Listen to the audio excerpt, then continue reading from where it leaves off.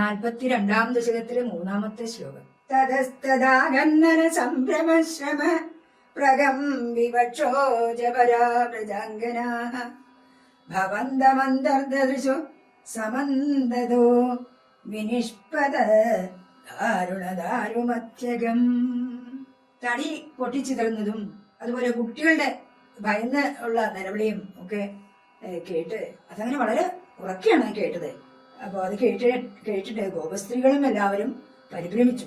നന്ദഗോപന്റെ ഗൃഹത്തിലാണ് ഇത് എന്തോ സംഭവിച്ചിരിക്കുന്നത് എന്ന് പറഞ്ഞ് ഇവരെല്ലാവരും വളരെ വേഗത്തിൽ ഈ സുന്ദരികളായ ആ ഗോപസ്ത്രീകളും ഓടി വന്നു.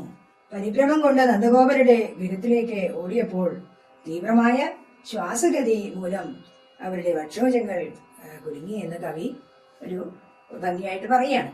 യശോദയുടെ അന്തഃപുരത്തെ എത്തിയ അവർ എന്താണ് കണ്ടത്? പൊട്ടിച്ചിതറി കിടക്കുന്ന തടിയുടെ ആ വണ്ടിയുടെ ഭാഗങ്ങളെല്ലാം പൊട്ടിച്ചിതറിയിരിക്കുകയാണ്. വണ്ടിയൊന്നുമില്ല അവിടെ.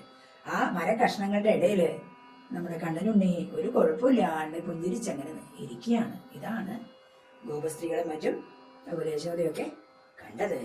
തതസ്തദാഗന്നന സംഭ്രമശ്രമ പ്രഗംവിവക്ഷോജപരാവ്രജാംഗനാ ഭവന്തമന്തർദൃശോ സമന്തതോ വിനിഷ്പത ദാരുണ ദാരുമത്യകം.